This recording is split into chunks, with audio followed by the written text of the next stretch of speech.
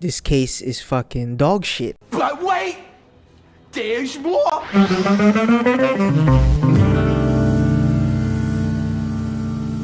For people who have never seen the Furinkazan case, let me give you a quick rundown as to what it's about. The Mori family and Heiji are both hired simultaneously by feuding families who suspect that their respective child's murder was caused by the other family.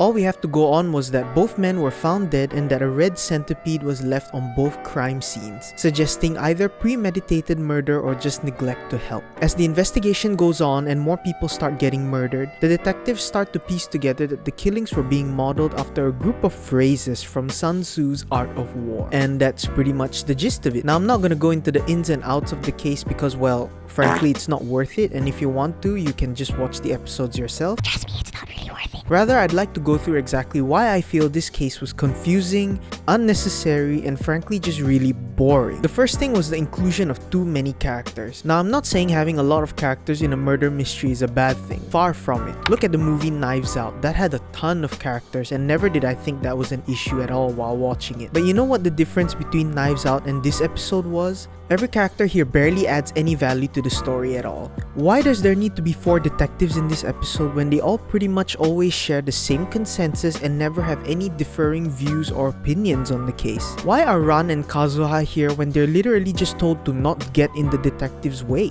Why does there need to be so many family members who have the personalities of rotting wood? And that's another thing. All the side characters introduced are just bland. I struggle to even call them characters because they're just there to spout exposition basically. If you really want to test, try naming me the distinct personality traits of any of the family members. Go on, I'll give you a second.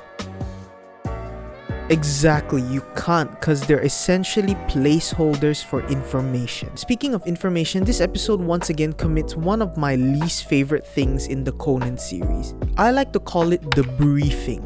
Let me explain. I hate it when a Conan episode or film relays the case to the audience just by sitting us down for a good 5 to 10 minutes puking out all the facts of the case. I first noticed this in my first watch through of movie 21, The Crimson Love Letter, where at the beginning of the film, Kazuha and Heiji literally just sit Conan down and the gang to exposition dump them the case. And they do it again here with lengthy scenes of characters just throwing fact after fact after fact with no subtlety at all. I'm not even kidding you, 40 minutes into part 1 and they are still exposition dumping. Like, how is this any fun to watch? It's not. It's boring and frankly really lazy writing. By the way, the whole theme about the murders being modeled after the Furinkazan didn't really even have a proper explanation to it. The culprit just did it that way because I don't know, they wanted to. And the deaths, oh my god, the deaths were so unmemorable. The deaths in this episode don't feel impactful at all. Whenever a character dies, everyone literally treats it like a minor inconvenience. Like when Akira's wife gets murdered, he just goes about his day again as if he was just like having a bad day or something. And one instance that actually made me laugh my ass off was one of the family's sons literally just burned to death. One of the most horrifying ways you could die. And one of the characters just goes, it's literally the energy of this meme. Okay, not to come off like a whiny bitch. Mission failed! What is one thing that I liked about this case? Well, Yui Uehara gives off mommy energy. Let's just say my little detective wants to solve her case.